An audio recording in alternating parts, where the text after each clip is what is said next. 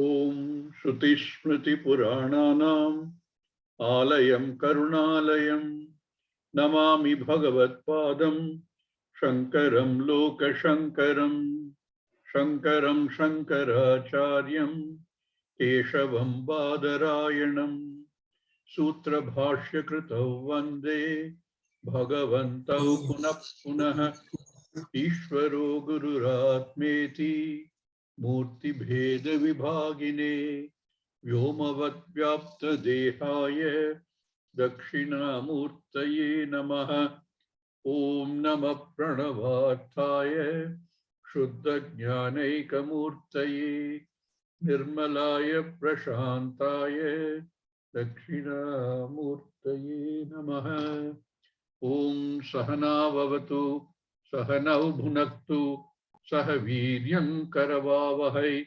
Tejasvinavaditamastu ma vidvishavahai. Om Shanti Shanti Shanti.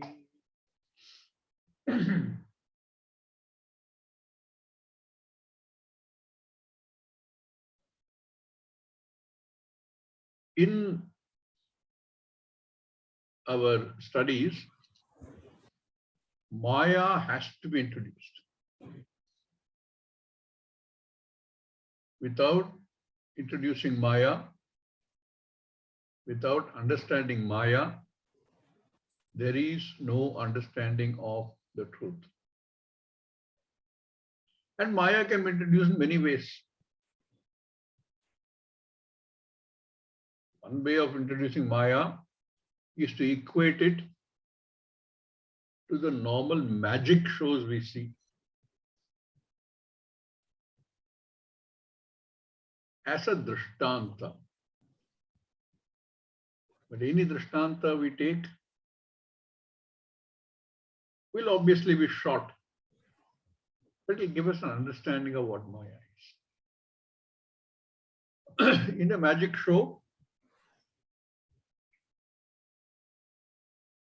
the magician, the Mayavi,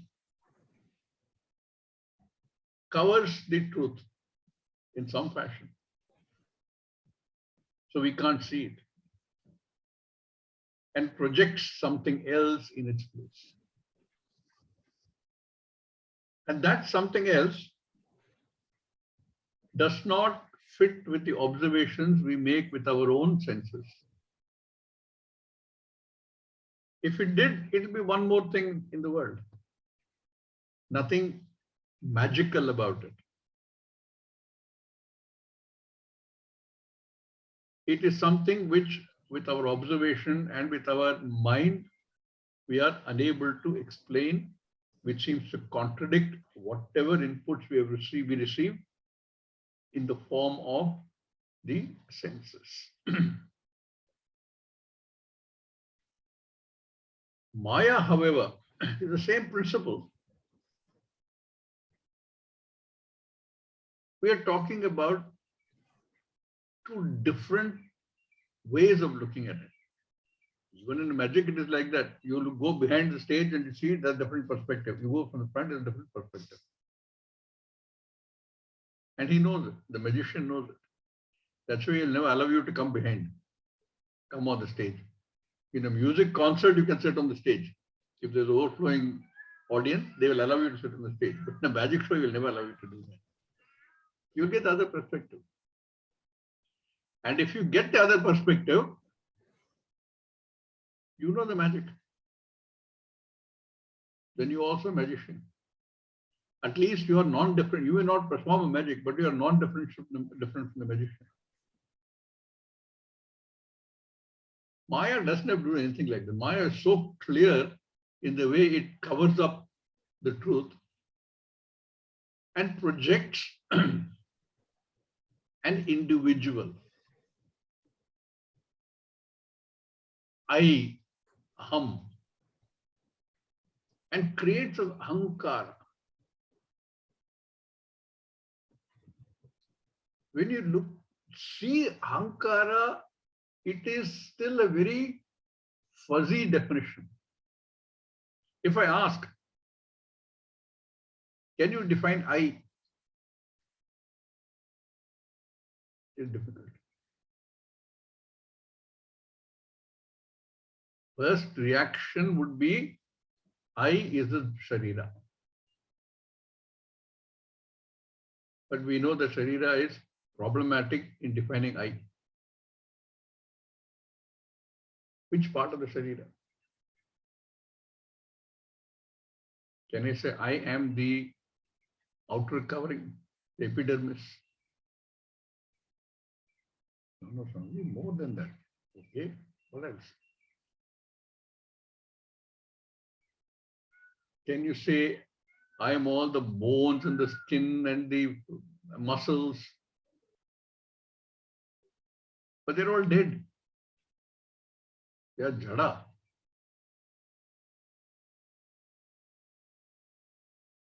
No, it also includes my sukshma sharira. My sukshma sharira. I've already come to mine. My mind, I have a very sharp mind. My thoughts, my feelings.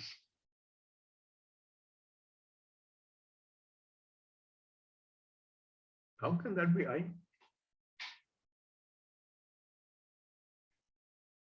Suppose a person loses a limb. Does the I change? A lot of vagueness about it. In Tamil, there's a saying, Aal Padi, Adai Padi. Would you say the dress you wear may defines you? There's a lot of vagueness. But we are still certain that it's something like this. A combination of my physical body, my sukshma sharira, my thought processes, none of which is stable.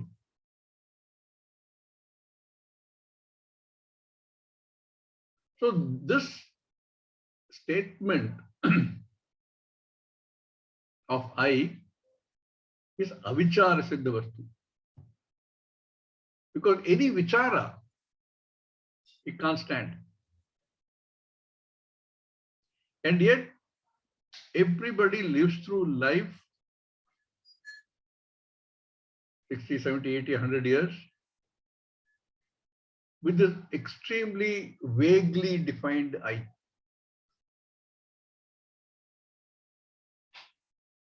And we go about our business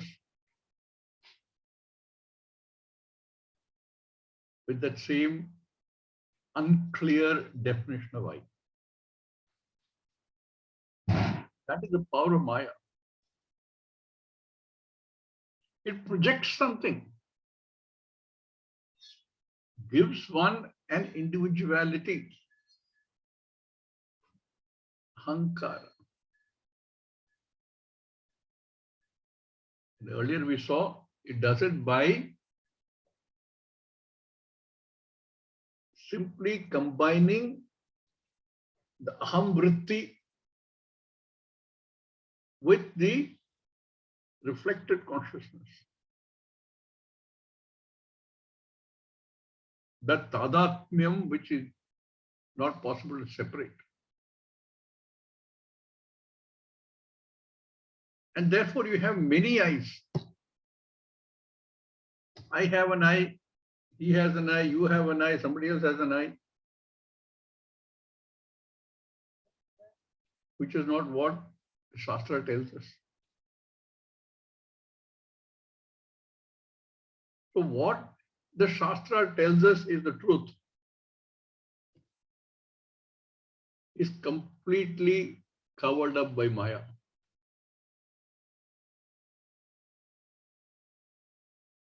Then Maya projects, misdirects to something else. And not only that, when you say aham,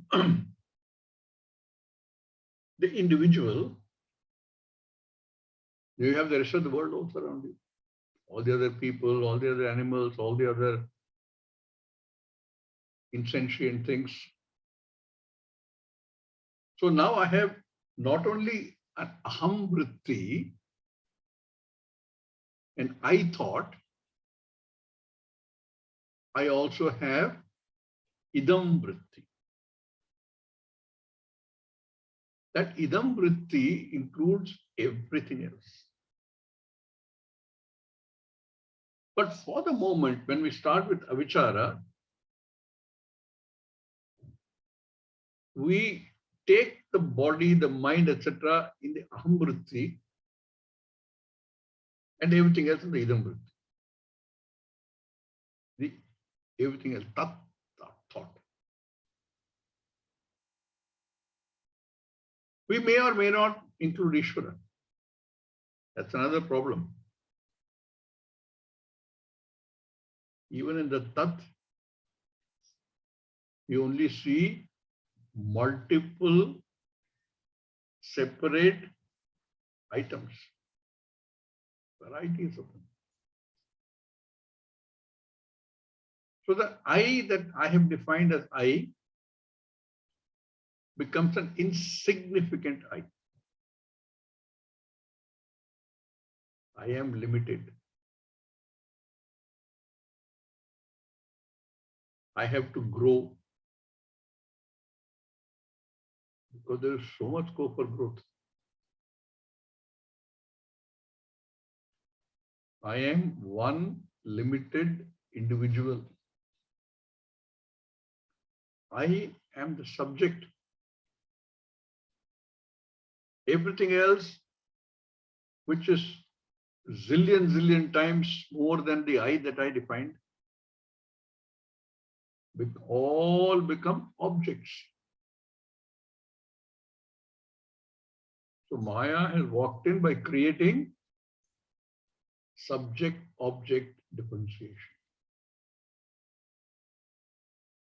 I the subject, everything else as the object. But isn't that true? There is I, and there is everything else. The idam vritti. But Shastra says tattvamasi. Which do I take to be true? What the Shastra says or what I have assumed based on my being misdirected by Maya? Which one should I examine? Examine both. That is where vichara. Examine both. On the surface, what Maya presents to you looks like the truth. Like the magician pulling out a rabbit from a hat. He didn't have a rabbit before. He showed you the empty hat. Suddenly from that hat, a rabbit comes out. It looks like the truth because your senses tell you it is the truth. You see it in front of you.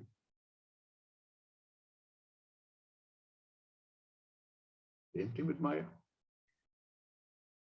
Shastra says, tattvamasi. You are that one ekameva advitya Brahman. Satyam jnanam anantam. What is the satyam jnanam anantam? How do you know an object? An object is, when you say an object is, a pot is, that is a jnanam. If you don't know, there's no pot. That isness is jnanam. It is satyam. What is pot then? Pot is only nama rupa. Without jnanam, that knowledge, nothing exists. Satyam is jnanam. And since there is nothing else, satyam is jnanam, jnanam is anantam. Brahman is satyam, jnanam, anantam. And if that is the only thing, whereas my perspective says, I, the individual, and everything else, the non-I. Compared to me, the non-I is almost infinite. I am the limited finite one. Shastra reverses it completely. Shastra says you are Purnaha. And if you are Purnaha, there can be nothing else. Complete switch. The rest, idam vritti, is almost infinite. For all practical purposes, infinite. I am separate from that. I am limited, mortal human being.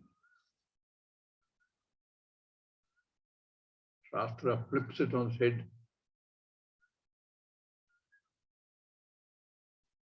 Now, if that were true, if I am really infinite, wouldn't that be great? I need to make no more effort. As long as I'm infinite, I need to grow. I need to be bigger than I am.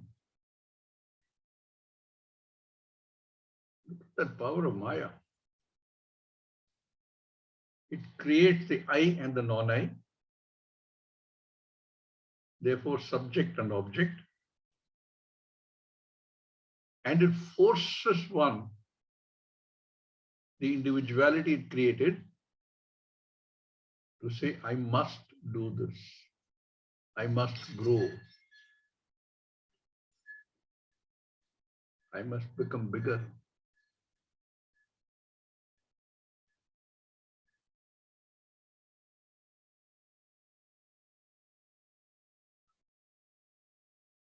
Shastra says Brahman is the only existent thing. And that Brahman is you. But what about all the other things I see? The whole Jagat, including everything. Brahma Satyam Jagan Mithya Jivo Brahmaivana Parah. You are the only Satyam. What about the rest of this Mithya? Brahma Satyam Jagan Mithya. Do I have to remove this Jagat for me to be able to see the Satyam? Is the Jagat covering the Satyam? Do I have to remove the pot to see the clay? Or do I see the clay even as I see the pot?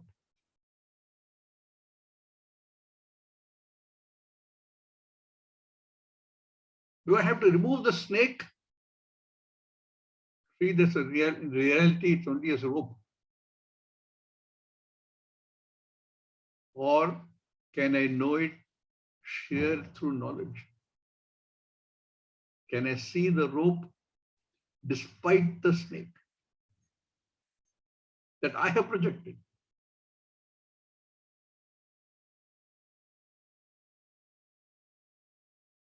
It is either projected by I or by Ishvara, it is still Maya. The entire Jagat is Vikshepa.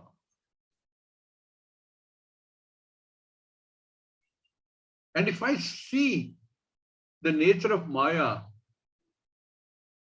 as we saw in the last class, as something that can never be taken as real because it is not real.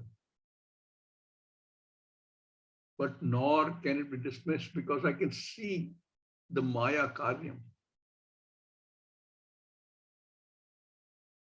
I can experience, I have an experience. I am the enjoyer of this experience. I am the bhokta.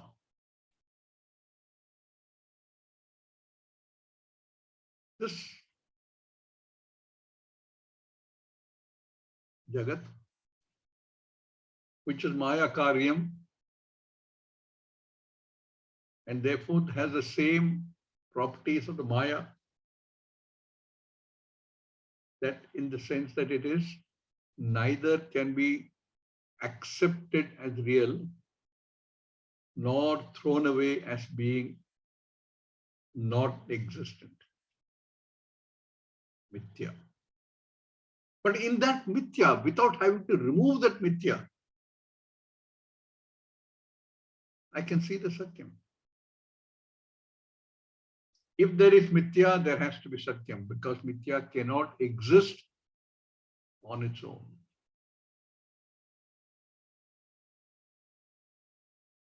If I can see that,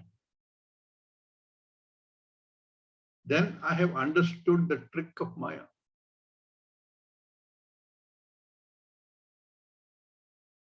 And if you understand the magician's trick, you are non-different from the magician.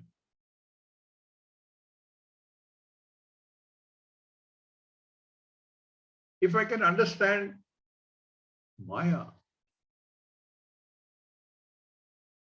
I am non-separate from Ishvara.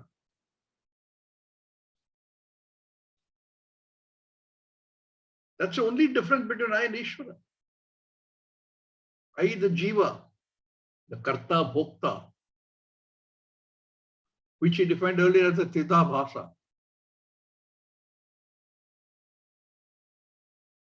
One who is striving to understand the truth, who knows, in quotes, I am the Karta, I am the Bhokta, who then goes to a guru and studies the Shastra, and therefore knows that that is not correct.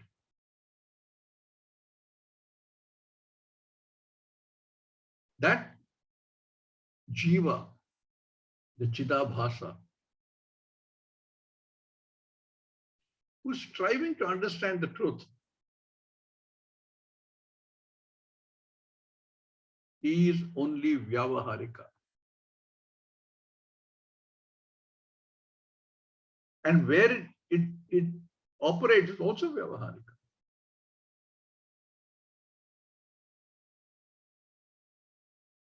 Jagat is Mithya. Every experience that one has is also in the Jagat. Therefore, every experience, the experiencer and the experienced all form in the same order of reality called Mithya.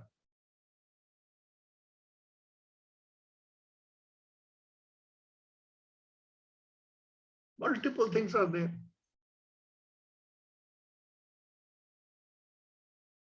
You go and tell a wave, you are the ocean. You say, what are you talking about? I am born of the ocean. Ocean sustains me. I resolve back into the ocean. I have a small span of time which I exist. I resolve back to the ocean. Ocean is so huge. I'm only a small wave. Even if I'm a big wave, I'm still very small compared to the ocean. And yet, when somebody visits the Pacific Ocean, he walks into the ocean up to perhaps ankle and touches the wave as it's dying. He can go and tell everybody, I touched the Pacific Ocean.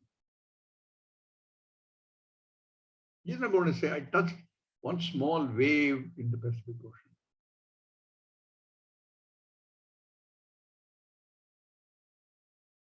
Oh, that is true. I am the wave, but I'm also the ocean. Maybe I'm part of the ocean.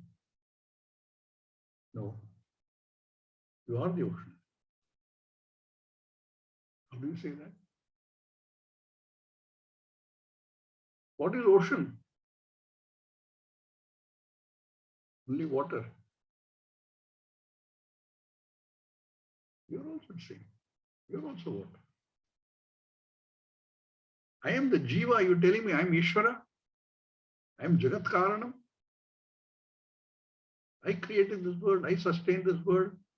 Into me, the whole world is also. There's something wrong in what you're saying. Because the Jagat was there before I came. I was born on so-and-so date.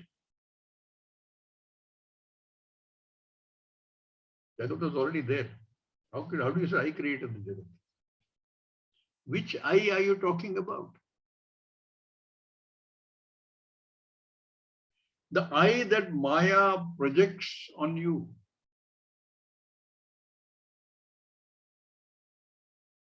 Superimposes on I and says you're limited.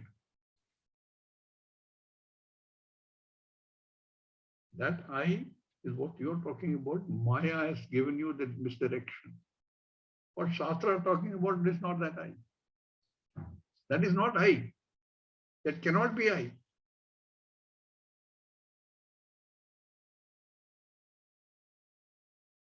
I has to be Ekameva Aditya Brahman.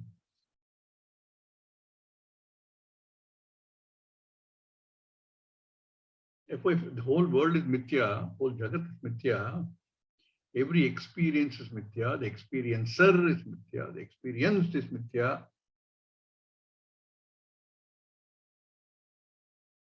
I, the student, is Mithya. Swami, the teacher, is Mithya. What is Satyam? I, Brahman.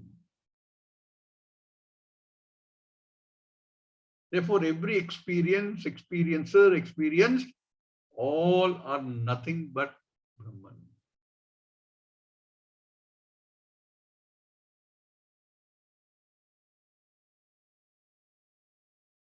When we say what is,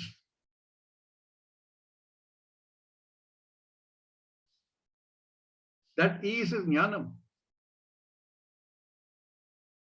Because we know that jnanam is a transitive verb. Knowledge. Knowing is a transitive verb. It must have an object. What knowledge? Mountain knowledge, sun knowledge, moon knowledge. But in amongst all this, what is common is only jnana. Knowledge as such, without an object.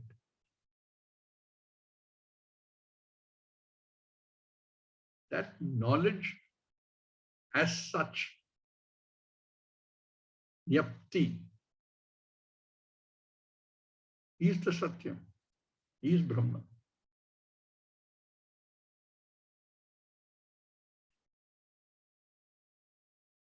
You cannot say what knowledge, tree knowledge, mountain knowledge, therefore jnanam knowledge.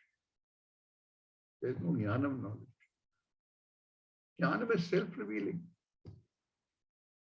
It's the only thing that is self-revealing. And therefore the only thing that is self-existent. What is self-revealing. We have the example within the Jagat of luminous objects. As far as sight is concerned, luminous objects are self-revealing. Within that small universe. In the Jagat, there's only one self-revealing. That's you. And that is the Satyam. Maya doesn't allow us to see that. By planting those vikshepa in our head, this Shakti Dvayam, Avarana Shakti and Vikshepa Shakti, we see everywhere.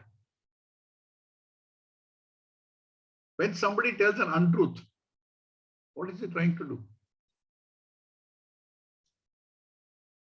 cover up what he thinks is the truth. And if we cover that up, something else will be projected.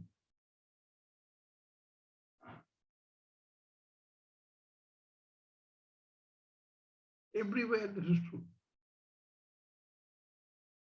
I was thinking the people who said do fishing, they put a bait, a lure.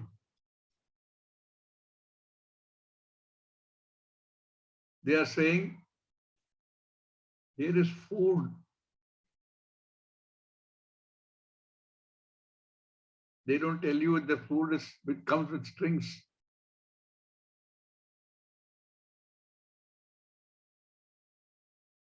That is a projection. It is not really food.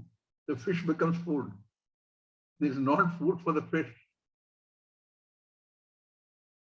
By taking that projection to be real as food, the fish becomes food. But there is no avarana. If the fisherman can cover up the real food that the fish is looking for, you probably snatch many more fishes. Thank God he can't do that.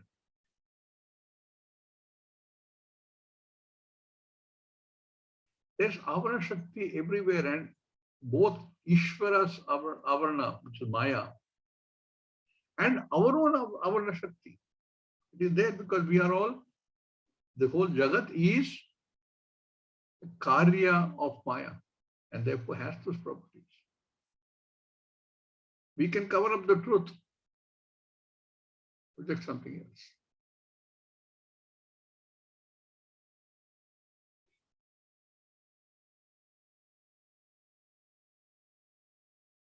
When in my 20s, I used to share a flat with another friend of mine. And there was this girl called Praveen Bhabhi. I don't know if you heard of her. How in our days, she was a big actress. At that time, she hadn't become a big actress. She was staying in the hostel. She would sign out in the hostel saying, going to auntie's place.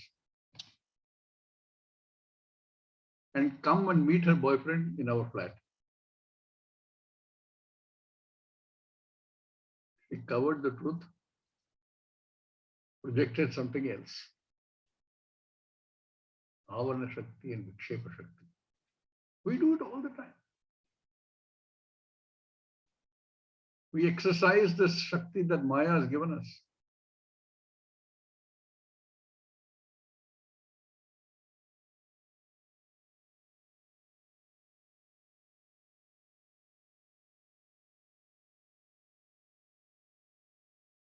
This Jagat that we experience, we think it is real, thanks to Maya. But if we examine anything in this Jagat, including one's body, we discover there is no substance.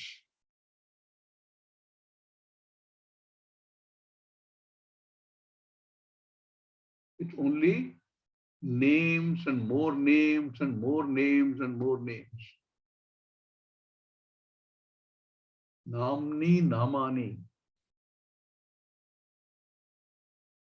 What is the body? I can split it by saying the head, the limbs, the trunk. Each one of these then further breaks down into other names. Tissues, ligaments, muscles, bones. They further break down into cells.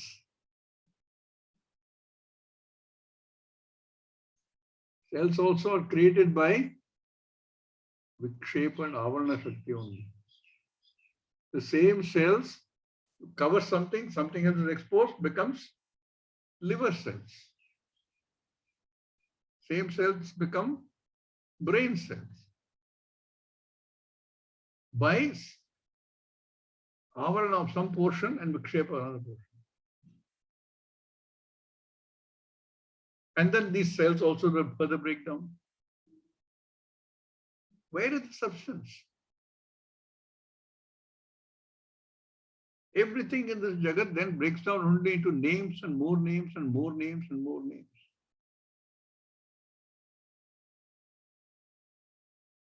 We saw the pot. The pot is, but when you do some vichara, there is no substance in the pot. It is only clay. Mrittika eva satyam.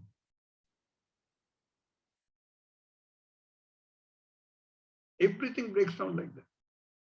Namni, namani. But everything is created with a purpose. Name and form includes function. A pot is created with the mouth, with a neck, with a body, with a stand. Everything has a purpose.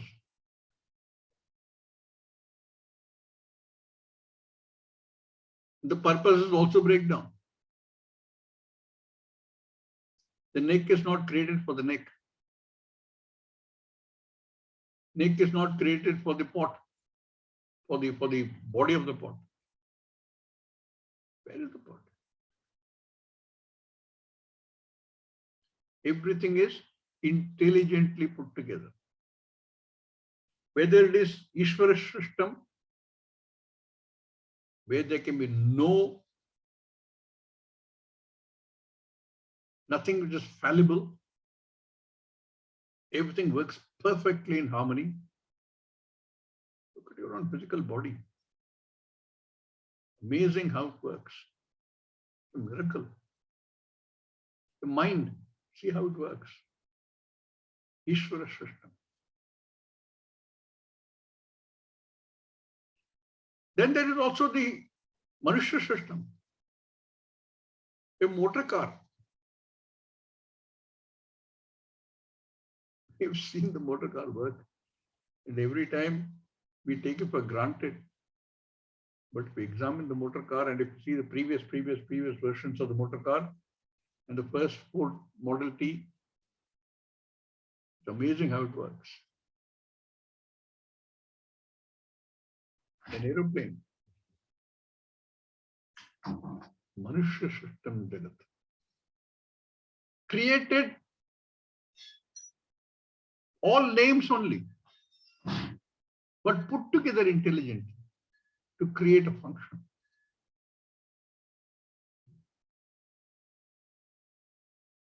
I know that the Manushya created a motor car for a purpose to go from place A to place B. Why did Ishvara create the Jagat? What is the purpose?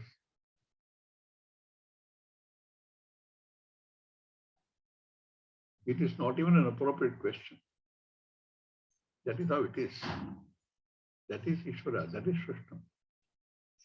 Hey, Ishvara did not create this Jagat. There is no creation. There was only manifestation. Jagat was already there. Hey Saumya, Sadeva Idamagra Asit. It was there, Asit. Something new was never created. It just manifests as differentiated multiple things. It was there in undifferentiated form as Sat.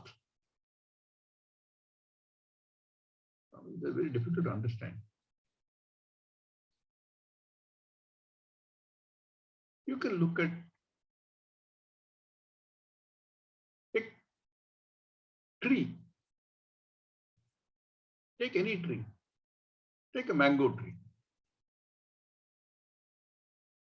The whole mango tree is in the seed.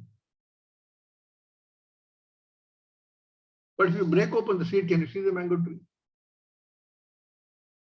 It is an undifferentiated form.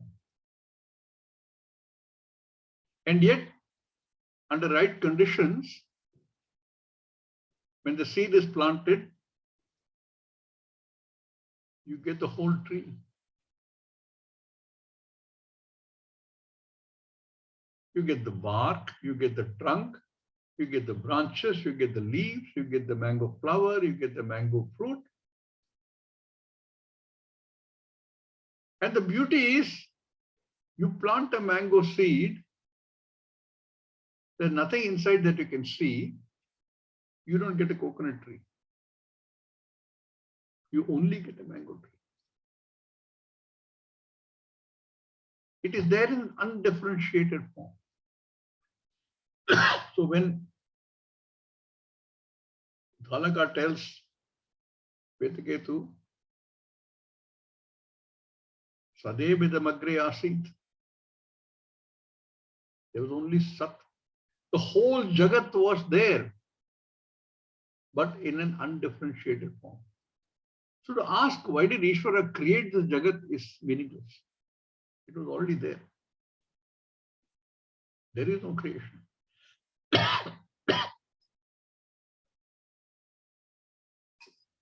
It is all as though. It is all as though because the power of Maya.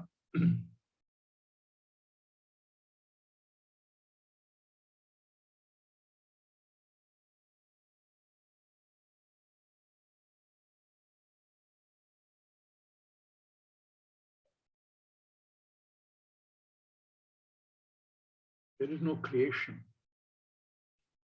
This is all that you see here is Dṛśya.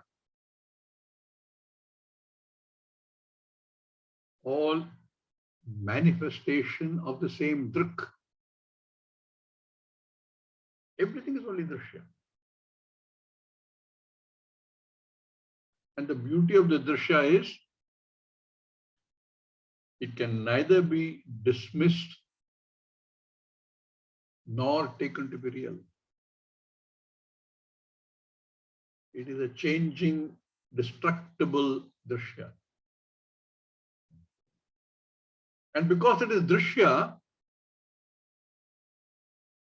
we cannot call it real. Whereas in the Jagat, what do? We say it is Dṛśya, it is seen, therefore it's real.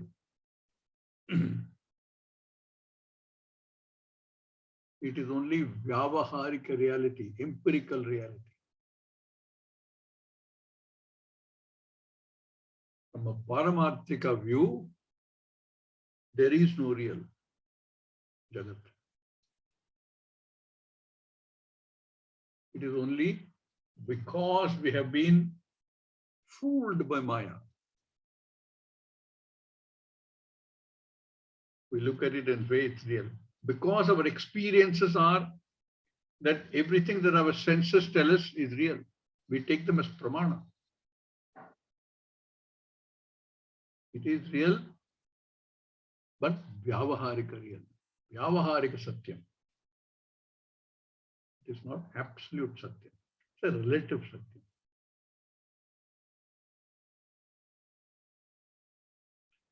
The whole Jagat is Dṛśya. And the Dṛśya will change and will disappear. Will get destroyed. I don't have to destroy the Jagat to see the Dṛk. My own Sharira, everything is Dṛśya.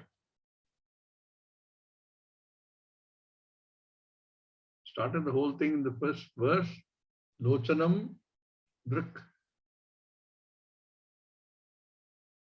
But it becomes Dṛśya. I only have to see through it.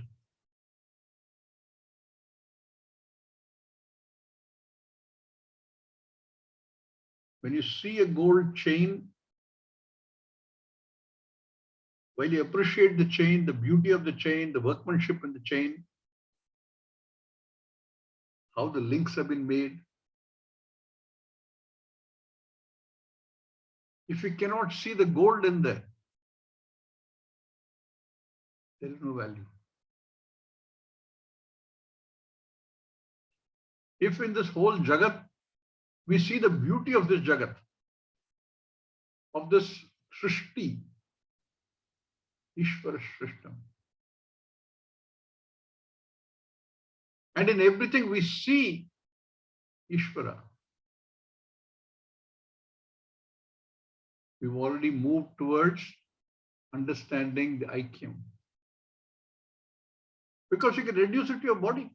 Look at the body and say, my God, look at this body. What a beautifully structured, created body. Ishvara Shrishta.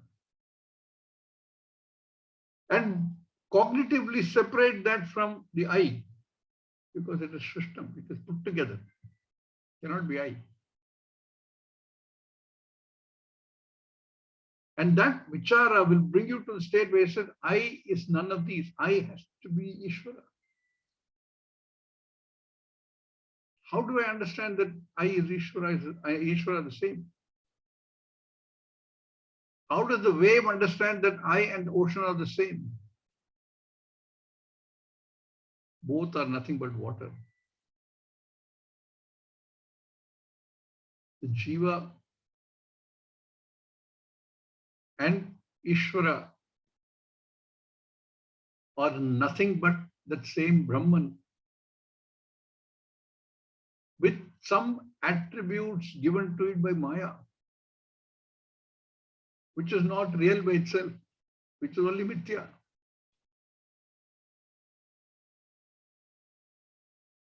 And if you can cognitively see that, therefore I said, if you understand Maya and what it does, it's Avarna Vikshepa Shakti, then you are the Mahin.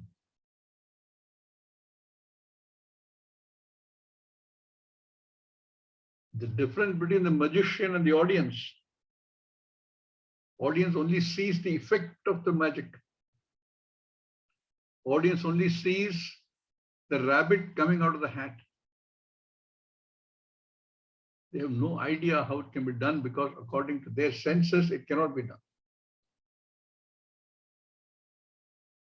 Once they understand how it is done,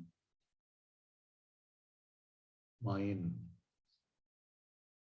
Mayam tu prakritim vidyat, Mayanam tu maheshwar. Prakriti, prakshena kriya samarthyam.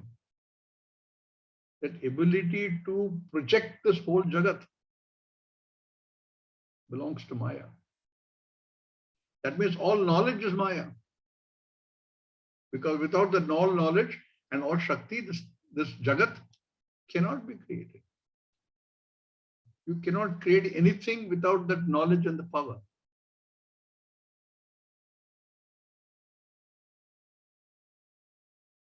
That all Shakti, all Jnanam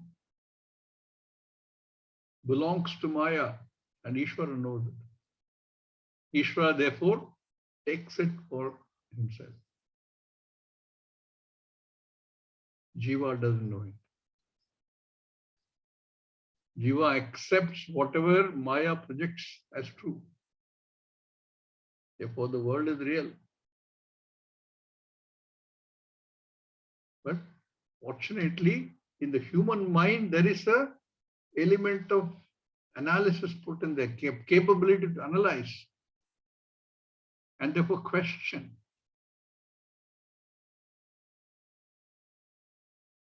Human Sharira is karta bhokta. Chidabhasa jiva. Being karta bhokta and the ability to discriminately inquire, this Chidabhasa is the one who can seek moksha. An animal is only a bhokta.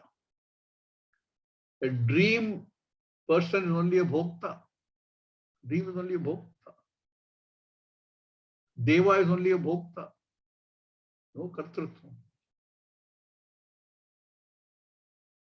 They've already finished their kartrutvam for which they are now experiencing whatever they're experiencing. Pleasant or not so pleasant.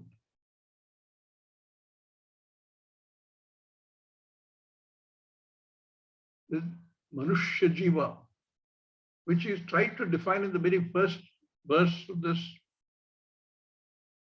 in three perspectives. There are not three different jivas. There's just three perspectives. Avachinna jiva, which is called Paramarthika, Mukhyam. Chidabhasa jiva,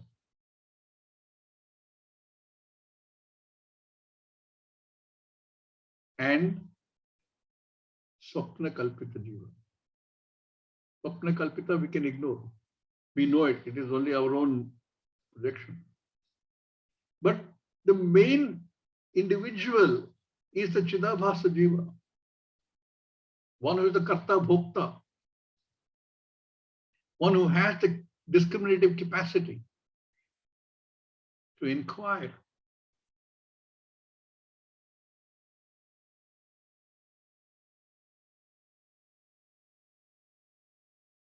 That jiva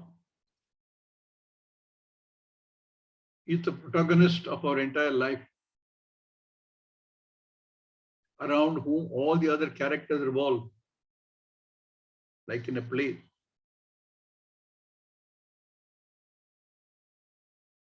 The one who says, I do, I enjoy, I experience, because of the ahankara, ahamvritti and idamvritti, that he separates and sees himself as karta bhokta.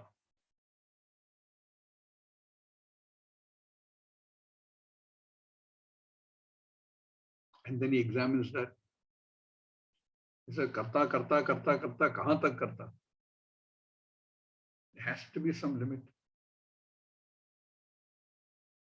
Or is it infinitely? Can I keep going on and on and on, doing? For what purpose? For small gains, each kartram gives me some bhoktatvam. Is that all that is there to life? He questions. Pariksha lokan karmachitan brahmana. That Chidabhasa jiva questions. Is it true that I am the karta bhokta? Or is there something more to it?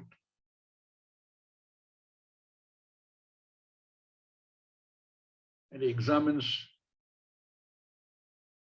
initially on his own, many times comes up with all kinds of wrong conclusions, which I'm sure all of us have gone through. Then realizes that there has to be a pramana. There has to be a means of knowledge. There's not something I can gain on my own. Looks around at the many possible means of knowledge, discards them after examining them, sometimes follows them till it comes to a dead end. Can't go any further. Like many scientists do. Brings them to the dead end. Then they say, now what? And if they are lucky enough, have enough punya, they get access to the Shastra.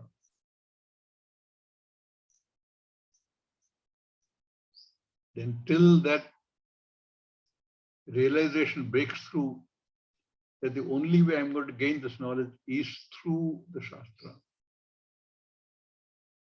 There also there's one more step to go through. Very intelligent man sits down to study Sanskritam, becomes a master, and studies the entire Upanishad on his own, ends up with wrong conclusions or further confusion, more likely.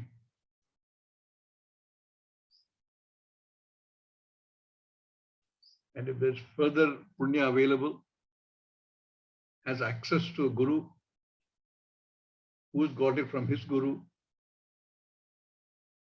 goes to the guru and says, Shishyasteham Shadimam Tvam Prapannam. Very interestingly, many of these big scientists, if you examine their life, they've all gone to either Bhagavad Gita or one of the Upanishads later in their lives. But very few have actually found a guru. They've gone there, they've studied that, but because they're very intelligent, their IQ is very high. Very few have actually gone looking for a guru. So the last step eludes them.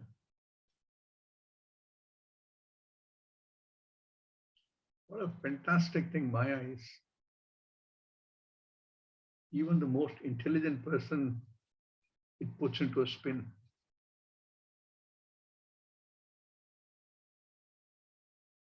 By creating subject-object differentiation, I and non-I, that realization, I and non-I itself is frightening. I am a nothing compared to the non-I. I'm going to work very hard to grow I, but non-I is so huge. I will need infinite number of janma to grow to anything like that. In fact, it is impossible. Shastra says you don't have to grow. You're already fully grown. There's nothing further to grow. You are Purna. And in this next verse that we're going to be studying, the author takes up this idea of Maya, introduces the idea of Maya by telling us something about the Maya and what it does. Brahmanyavastita Maya. Brahmanyavastita Maya. Vikshepavriti Rupini. Vikshepavriti Rupini. Avritya Khandatam Tasmin. Avritya Akhandatam Tasmin. Jagat-jīvau prakalpayet. Jagat-jīvau prakalpayet. Om Purnamada Purnamidam Purnat Purnamudachyate Purnasya Purnamadaya Purnameva Vasishyate. Om Shanti Shanti Shanti. Harihi Om. Harihi Om.